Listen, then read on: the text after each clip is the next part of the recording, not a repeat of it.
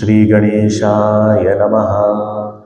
Om Shri Saraswatyai Namaha. Om Shri Gurubhyo Namaha. Om Samasta Jana Kalyane Niratam Karunamayam Namami Chinmayam Devam Sadgurum Brahma Vidvaram. Om Mukam Karoti Vachalam Pangum Langhayate Girim Yatkripatamaham Vande Paramananda Madhavam. Om Sadashiva Samarambham Shankaracharya Madhyamam Asmadacharya Paryantam Vande Guru Paramparam. Om Bhadram Karnebhih Shrunuyama Devaः Bhadram Pashyemakshabhir Yajatraः Sthirairangai Stushtuvaghumsastanobhi Vyashema Devahitam Yadayuh Swasti na Indro Vriddhashravah Swasti nः Pusha Vishvavedaः Swasti nastarkshyo Arishtanemiः Swasti no Brihaspatirdadhatu. Om Shanti Shanti Shanti.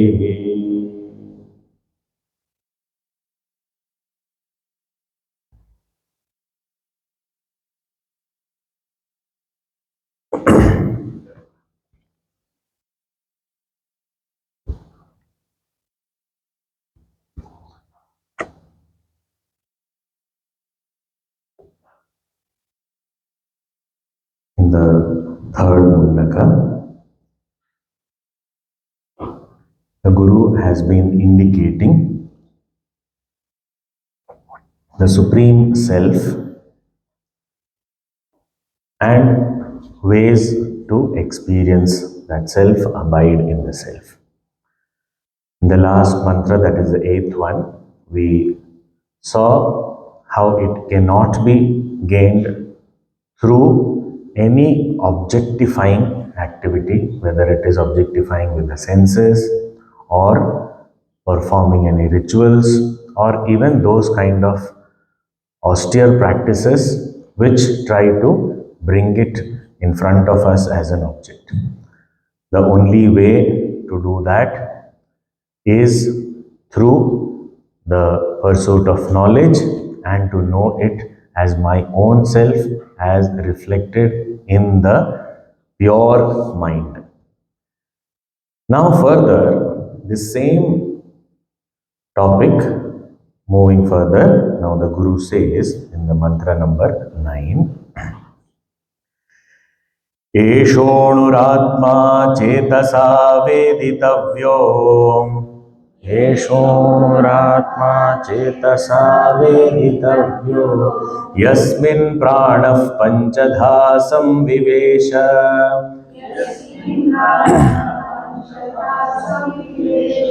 Pranaishchittam sarvamotam prajanam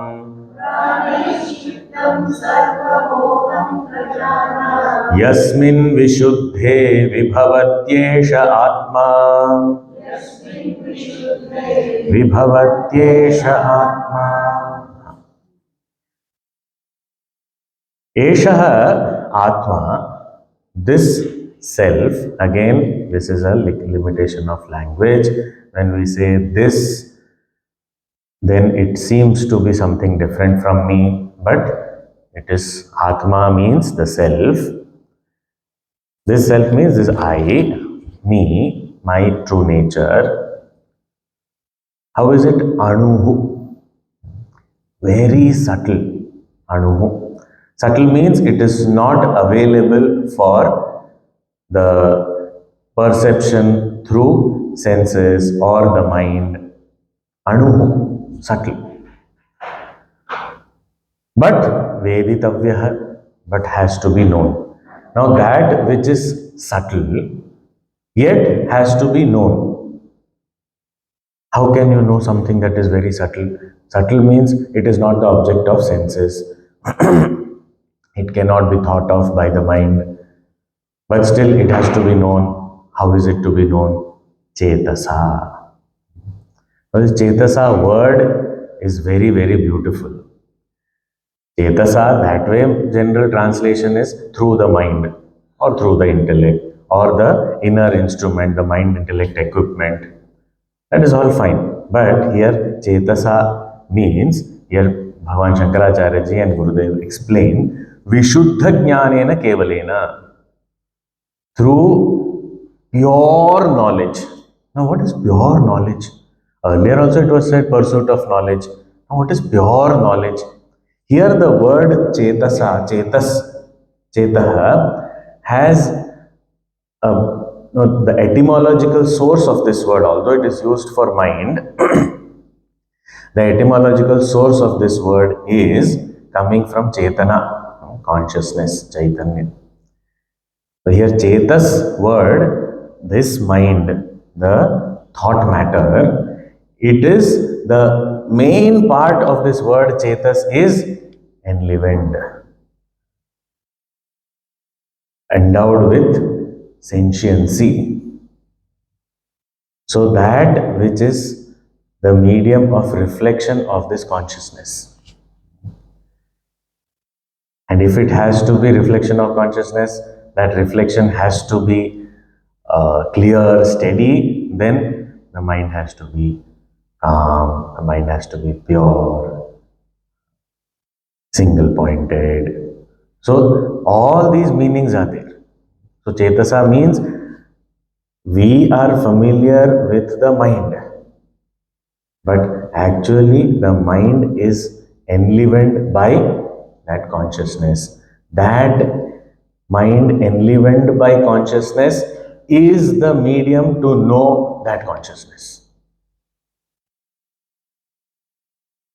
How to know the consciousness? That mind which is enlivened by the consciousness becomes the medium to know that consciousness. What do you mean by that? Similar to the thought that was presented a couple of mantras before. When I look at a pot of water kept outside in the sun, I may look at the pot, I may look at the water, but when I am looking at the reflection of the sun in the water, for me the importance is not of the pot or the water. The importance is, where did this light come from? And I know very well that what I am seeing in the water is only a reflection. The real thing is not here. But I am looking at that only first, because that is what is there available for me. But when I look at that pot, water, reflection, everything, I am giving most importance to the reflection, because only when I give importance to the reflection will my gaze shift to the sun. Otherwise, I'll be looking at the pot, I'll be looking at the water, I may be looking even at the reflection. But if I understand that this light in the pot is due to reflection and reflection is due to that sun, then what happens? My attention moves to that sun. Similarly, in front of me, there is a parade of thoughts. But when I understand this flow of thoughts is enlivened, is given sentiency by consciousness. I pay attention to that consciousness. But here in the mind, when I see the thoughts, I am not seeing the consciousness. Like when I am seeing the pot in the water, I am not seeing the sun, but I am seeing that light of the sun which is reflected. Similarly, in the thoughts also, I am seeing the sentiency, but that sentiency is not consciousness. That sentiency is actually the indicator of consciousness which helps me to shift my attention from that thought, from that sentiency to my own self. This is called Chetasa Veditavya. To know through Chetas, through that enlivened mind. And where is it to be known? Similar to the example, where is the reflection? Where is the water? In the pot only. Same thing here also is saying, Yasmin pranaha panchadha samvivesha. Samvivesha means nicely entered. Who has nicely entered? Pranaha. This prana has entered nicely. The vital life force has entered. How has he entered? Panchadha, becoming five. This prana has entered becoming five into this. What is this suddenly? Prana, samvivesha. There is no reference to this. So this gives us an idea, and these kind of things we understand when we study the commentary of Shankaracharya, etc. We understand that this Mundakopanishad has a twin Upanishad. A twin Upanishad means we find in Atharva Veda only. This Mundakopanishad is there, and there is another Upanishad in Atharva Veda called Prashna Upanishad. These two are studied one after the other. Generally, the traditional practice is first Mundakopanishad is studied, followed by Prashna Upanishad. Some places, even Prashna Upanishad studies first, then Mundakopanishad is studied later. So these two are studied together. So in Prashna Upanishad, the disciples go to the Guru, and there are 6 disciples, and all of them have some questions. And after following the instructions of the Guru, serving the Guru for a year, the Guru calls them, and one by one they ask their questions, and the Guru replies. In one of those questions, this matter is discussed, where he says, how does the prana enter the body? In what way? Where does it stay? How does it move? All these are questions, one of the questions. Now, what is prana? Now, we have to know the terminologies as per Prashnopanishad language, but here for us, how much ever is required is prana is that enlivener which is now available for experience in the body. Like let us say the senses, for example. Then the senses, as soon as I see that the eyes can see, automatically I know that there is consciousness behind it. Otherwise, eyes cannot see. As soon as I know that ears can hear, I know consciousness is behind it. Otherwise, ears cannot hear. So this way, when I understand all these various senses or these vital airs also, all these it is described that they enter this body, and is very dramatically explained. They enter, and then one moves upwards, the other moves downwards, one moves all around in all directions, one moves anti-gravity, all that is written, and one stays in the center only. So all that is said, and there it is said that after settling all the different pranas in the various physiological functions, the main prana stays in the heart as the king. All that very dramatic explanation is there. So here, all we need to understand is, where is this to be experienced? Where the pranas enter becoming fivefold. Where do they enter? The body. So, where is the place of experience? The body. And where in the body also? That also has been indicated in the previous verses, saying the heart.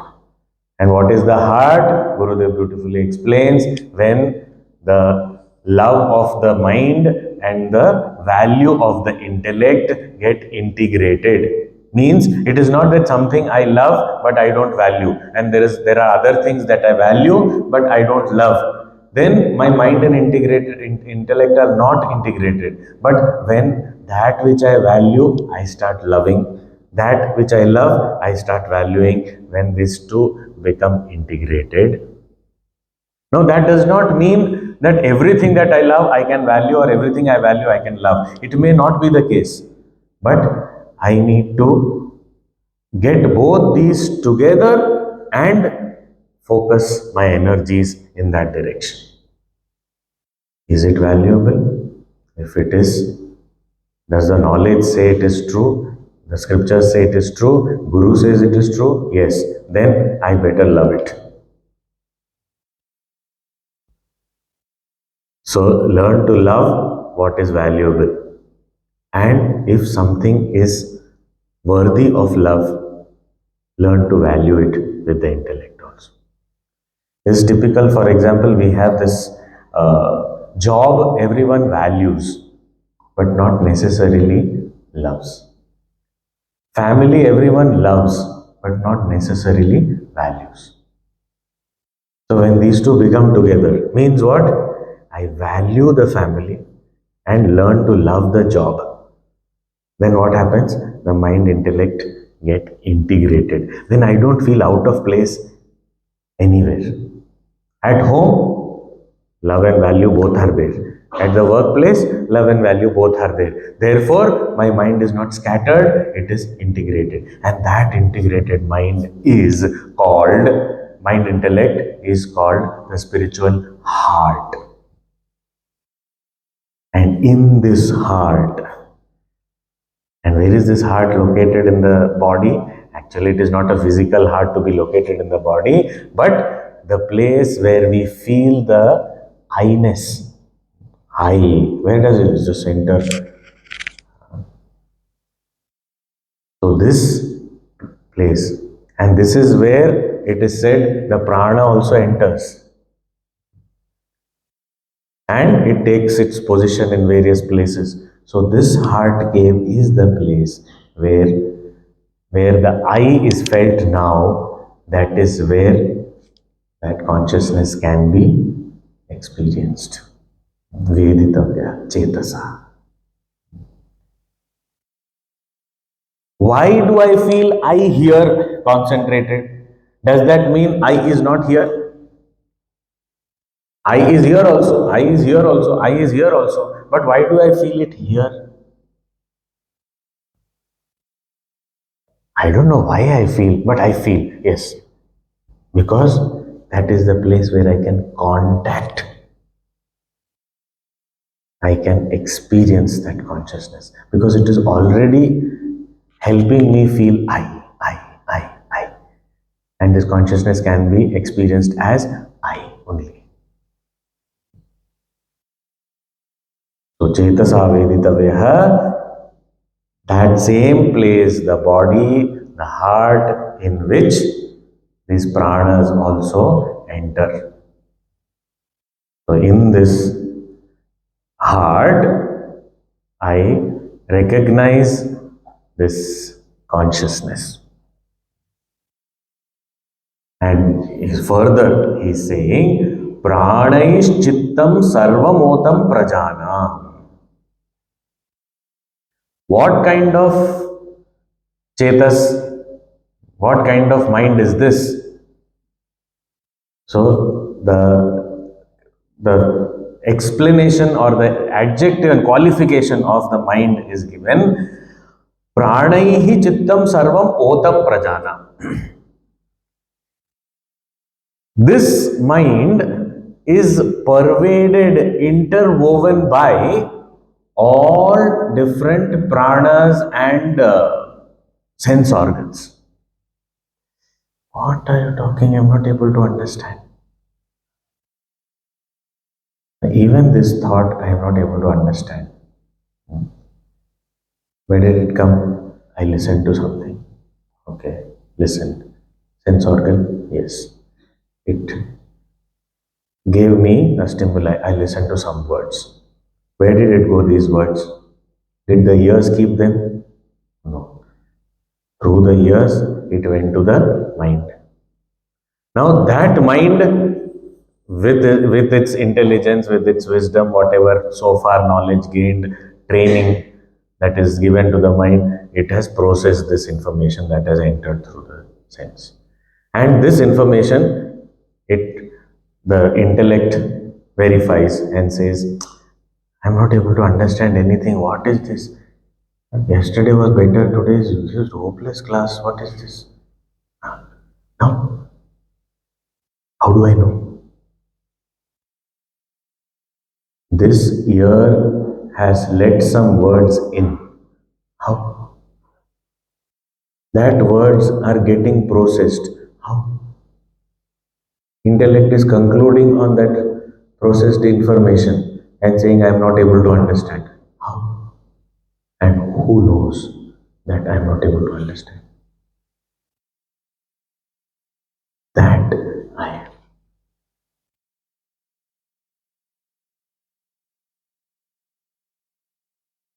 So, what is the kind of chetas, what is the kind of mind that is talked about? Where all the senses, pranas are interwoven, otam, vyaptam. The senses are pervading the mind. Pervading the mind means what? Pervading the mind means all experiences of the senses are dumped into the mind because the senses also work because of that consciousness. The mind also is able to receive all that information because of consciousness. The processing in the mind happens also because of consciousness. Conclusions are drawn because of consciousness. So that pervading is here talked about. But what is actually pervading all these things? In the form of all these stimuli, these experiences, these decisions, these conclusions, all these things is actually what? It is that consciousness only. Details can be anything. Gold can be used to make a ring, anklets, necklace, crown. Anything can be made out of gold. But what are all these ornaments pervaded by? By gold.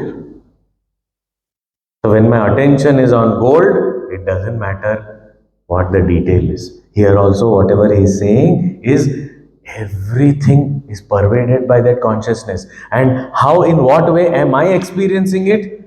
As thought modifications, as signals or data are received from the senses. All this is what is pervaded. But actually, it is the consciousness which is experienced in all these activities.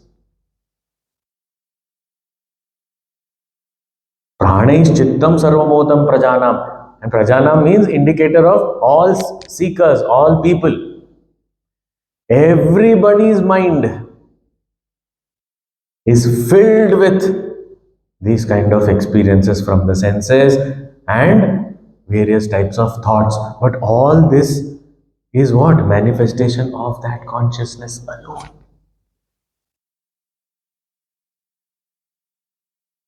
So here Shankaracharya also gives two examples. How mind is pervaded by all these things and we say that it is pervaded by consciousness. He's saying like milk is pervaded by butter or ghee, clarified butter. Milk is pervaded by butter. It is not seen, but butter is there everywhere in milk. When we churn, we see it. Otherwise, it is still there. Similarly, this mind, consciousness is pervading in the form of, I may not see the consciousness as consciousness. I am seeing all different experiences, thoughts, etc. But what is it actually? So in another Upanishad it is said, every thought is a doorway to the experience of the self. So that thought which seems to be disturbing us is the tool to know the consciousness. So I use my problem as the solution. There's too many thoughts in the mind. Very good. You're paying attention to the thoughts. Where are the thoughts coming from? How are the thoughts coming? Because of consciousness only. Otherwise, how can thoughts come? Another example given here is like fire in the wood. Fire is all the time in the wood. But when there is some friction, then it manifests. Oh, there is fire. Where did it come from? It didn't come from anywhere. It was there only. Similarly, this mind, this internal equipment that is pervaded by all these experiences, and that experience is nothing but consciousness manifesting as these experiences. Otherwise, none of the experiences can be possible. No thought can be possible. The mind itself cannot be possible. प्राणैश्चित्तं सर्वभूतं प्रजानाम् यस्मिन् विशुद्धे विभवत्येष आत्मा. But this mind, which is infested with so many thoughts and different types of experiences, that also by itself I will not be able to pay attention to the consciousness. This is possible only when, to some extent at least, this mind is purified, calmed down. Then only this paying attention is possible. Otherwise, all of us constantly, right from birth till date, have so many experiences through the senses, so many thoughts coming and going, but never do we pay attention to the consciousness which is enlivening and making all this possible. That consciousness which has become all these things. I have never paid attention. Even after reading this now, am I able to pay attention? And it is not just about, 10 minutes I'm able to pay attention or half an hour I'm able to pay attention. No. It is there all the time. But that purity that is required. So purity means what? All these our desires, anger, attachments, likes, dislikes, all these things diluted. And that is why earlier itself, in this section only, it has been indicated Satya, Tapas, Brahmacharya, Shuddha Jnana, Jnana Prasadena. So all these things are Yasmin Vishuddhe. Once this Chetas becomes pure, Vibhavatyesha Atma. This Atma Vibhavati. Vibhavati means it shines forth. Shankaracharya says it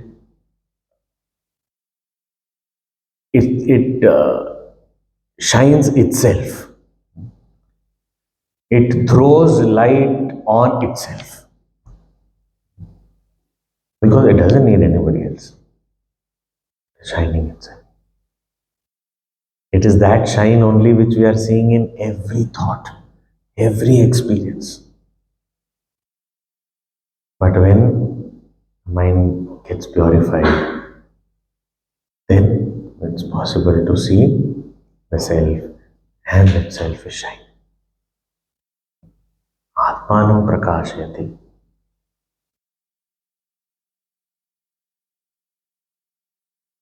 it shines forth and we are able to immediately recognize it. So, all these thoughts, experiences, all this is that consciousness only. But when will we be able to identify it? When it is calmed down a little bit. For example, if I have to learn, let us say driving, I want to learn driving. So initially, I am taught driving in some open ground, etc., where there is space, no traffic is not coming and all. So I can, so that I learn the skill slowly, slowly. Then, when I am ready, I am taken on the road. The first road will not be a busy road. It will be, comparatively less traffic and also easier, slowly. Then, as we gain more confidence and we have mastered the skill, then go anywhere you want. But why is this driving required? Where do we finally drive? On busy roads only. But do we learn driving on busy roads? No. On open grounds. Then, at some point, when we are confident, we go and doesn't matter. Traffic comes, goes, anything can drive. So, this recognizing the consciousness in and through all experiences and the thoughts is, it is consciousness. That is where we have to recognize. But it will be easier for a beginner when the mind is calm, when the all these experiences and all too much is not happening. That is why when we are practicing meditation, we close our eyes, we sit still. So all the senses are not engaged in any contact with the objects, and the mind also is comparatively calm. So that kind of time we choose, and when that happens, what happens? So I am able to. There may be few thoughts, but through that I am able to focus. And when I am able to turn this around, I become familiar with this process. Then I'm interacting with the world as much as I want. I will still be able to turn my attention to the consciousness. So that is why we should think. That is why it has to be purified. It has to be. It should not keep running after sense objects. The importance is not what it is doing and the detail of it. The importance is the very fact that the thoughts are rising in the mind means consciousness is enlivening it. And that enlivened mind or enlivened thoughts is the medium which will help me focus and abide in the self.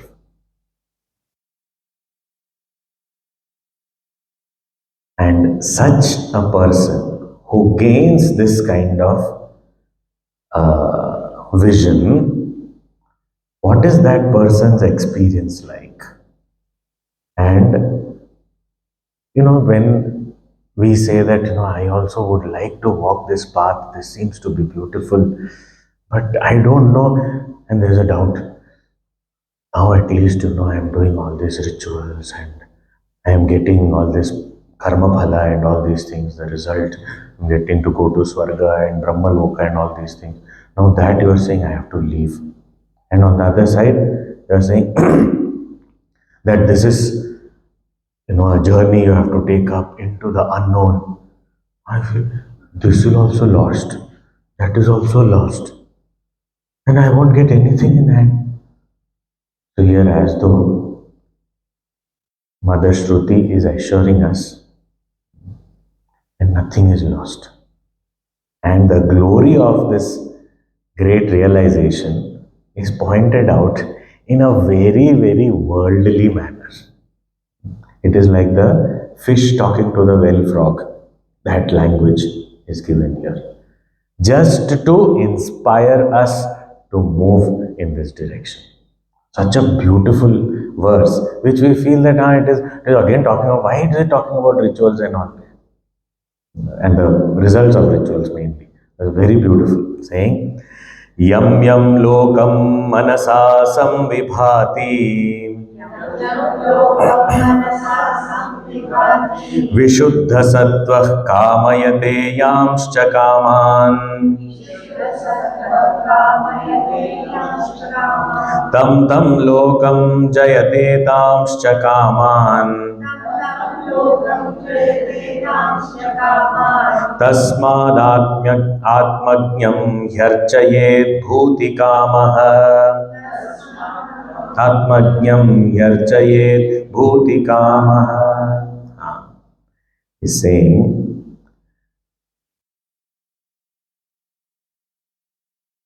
a person who has attained this abidance in the self, such a person,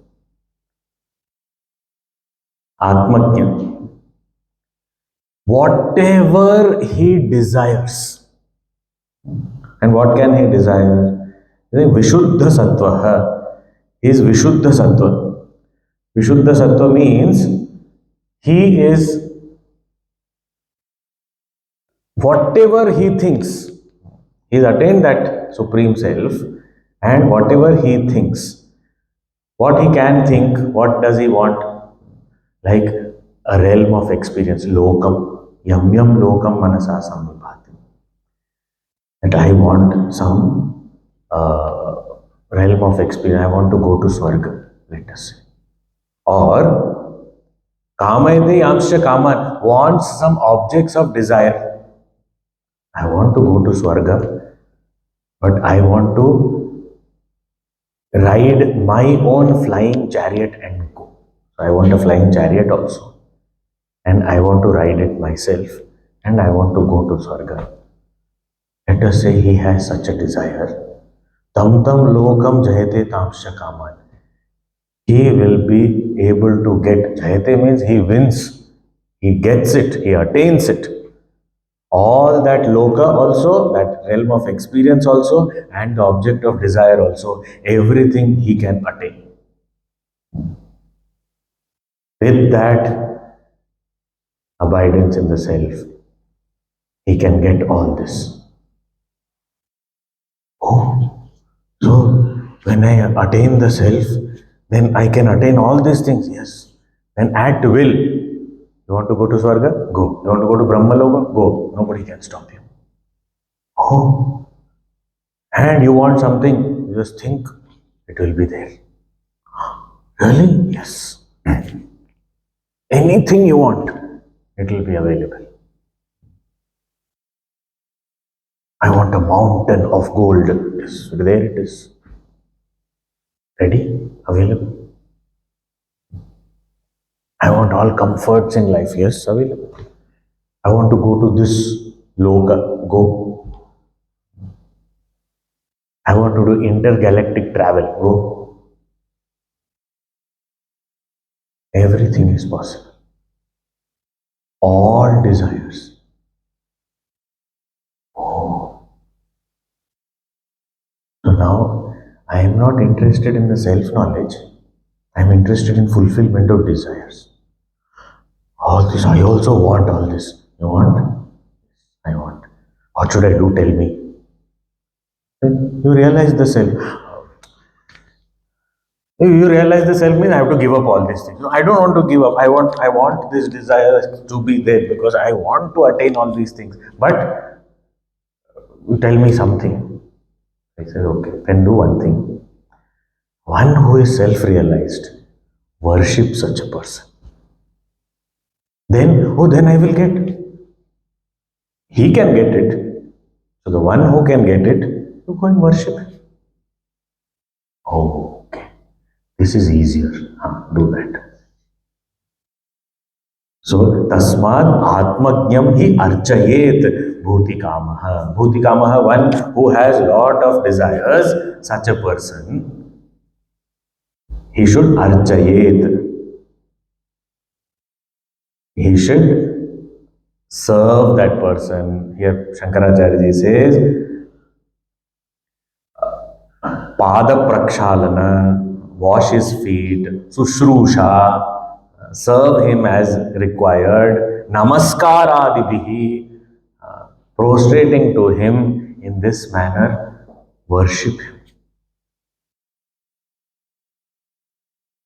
If you want all these things, worship a person who has realized his own self. And we say, what is this? Not till now it was making sense. Why is he saying like that? Why is the Guru telling suddenly the worship the self-realized one? First thing, is this just to lure people who have desires? No. Is if he has any desire, he will be able to fulfill it. Or say, if he has any desire means you are giving a disclaimer, it's a conditional statement. I know that because once you realize the self, there is no desire. I know that. So there is no desire, so he will not. Now, what is there? You are saying that if he has desire, that means I know there was something hidden there. So self-realized person has no desire. So therefore, there is no point of telling that he is fulfilling everything. It's not that. Any desire for any object or any realm of experience. Why is that desire? What is the desire for? Is the desire for that object or is the desire for the happiness that one gains from that object? It is not for the object by itself, because if that object becomes a source of sorrow, I don't want that object. The same object can become a source of sorrow. In economics, there is this principle where we take something, like for example, let us say some dish, some sweet I like, okay, I eat, it gives me x amount of joy. Second one I have, it gives me little bit more. Third, little more. Maybe fourth, little more. Then fifth it goes, then nothing more. Sixth it goes, slowly comes down. Seventh, down. Eighth, down. After that, negative. Then I don't want to see the face of it. But you loved this. But enough. People came to know I love it and now they are feeding me only this. I'm not getting anything else. That is not the complaint, but I'm getting too much of this. So I don't want to have this at all. Now what happened? The desire for that same object suddenly went away. Why? Because it was not the object that was desired, it was the joy coming out of that experience of the object that was desired. Now, for such a person who has realized his blissful infinite self, there is nothing, because anything he wants, it is that joy he wants, and that joy already he has. So he doesn't have to go to Swarga to get that joy of Swarga. His joy includes the joy of Swarga also. His joy includes the joy of being Indra also. His joy includes the joy of being in Brahmaloka also. All joys of the world are included as a small droplet in his ocean of joy. It doesn't matter. So what is claimed here, it is not wrong. It is not a lie. It is not something just to lure people with desires. No, this is a fact.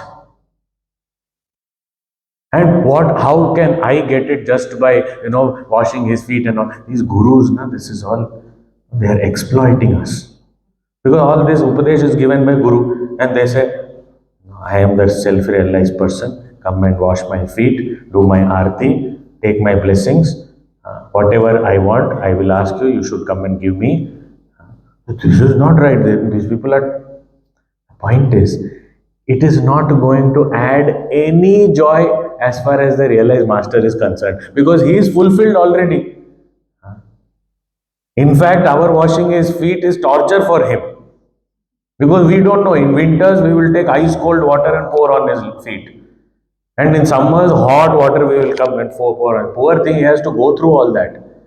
So it is not going to add to his joy in any way because he is infinite. What can be added to infinite? But this worship of the realized master is for a seeker a very important thing. Because when the hands do something as worship, behind that the mind also is there. And the mind is there, the senses are there, the intellect is also there. So slowly what is happening is, along with that action, there is love, there is devotion, there is respect, there is value, all these keep developing.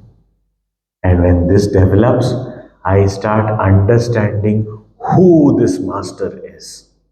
Initially, it may just be an action, but slowly I understand who this master is. And when I observe this master, he is all the time happy. He doesn't want anything. What is the secret? And I understand he knows himself. And then, through that act of worshipping, I also imbibe those qualities. I also get that strength to walk that path, and I also am able to attain that self. So, worship is not just the sake of worship, worship is valuing it, being devoted to it, combining emotion to it, because it is only emotion that will take us to any destination. So, adding that strength of emotion and the direction of value, both these, when they combine, that is when Archayet. So, worship such a great realized master. When we give, because such a great realized master alone is worshipful. The point is, whatever we value, we worship. For example, when we have this, you know, somebody has a lot of money,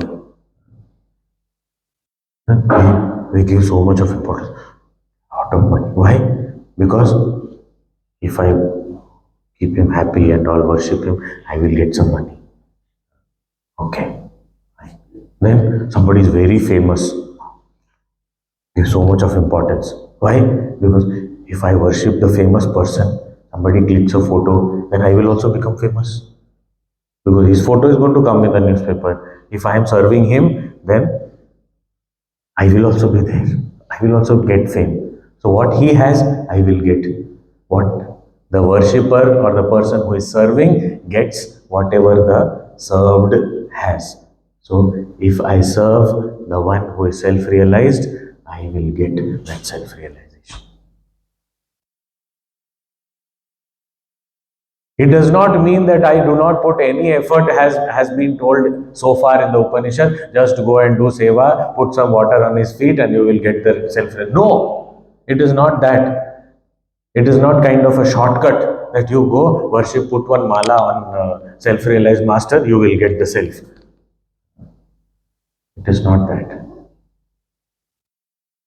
Our mind gets a direction, gets the energy to be able to walk this path and attain this supreme when one is engaged in such worshipful acts of the master who is realized.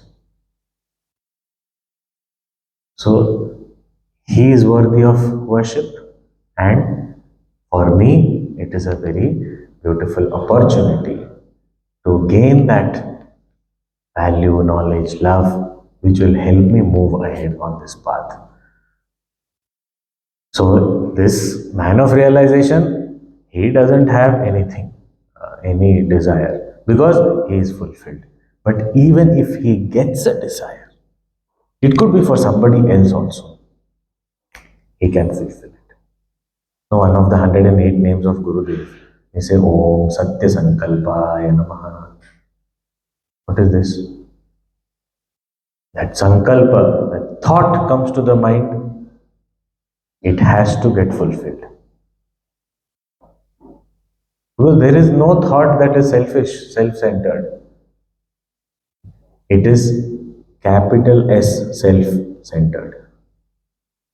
So, which means it is for totality.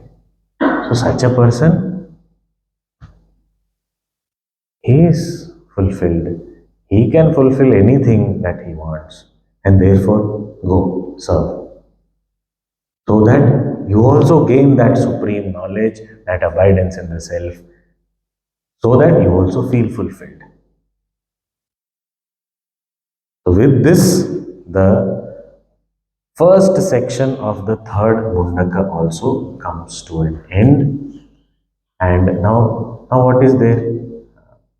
This last section, which talks about that glory of realization, that experience of the beyond, and also indicates some very, very important parts.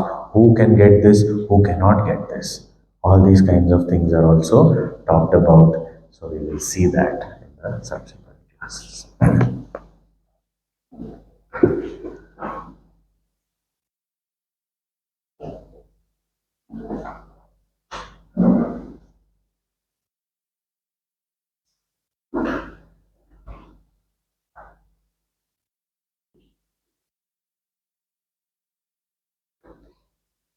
ॐ पूर्णमदः पूर्णमिदं पूर्णात् पूर्णमुदच्यते पूर्णस्य पूर्णमादाय पूर्णमेवावशिष्यते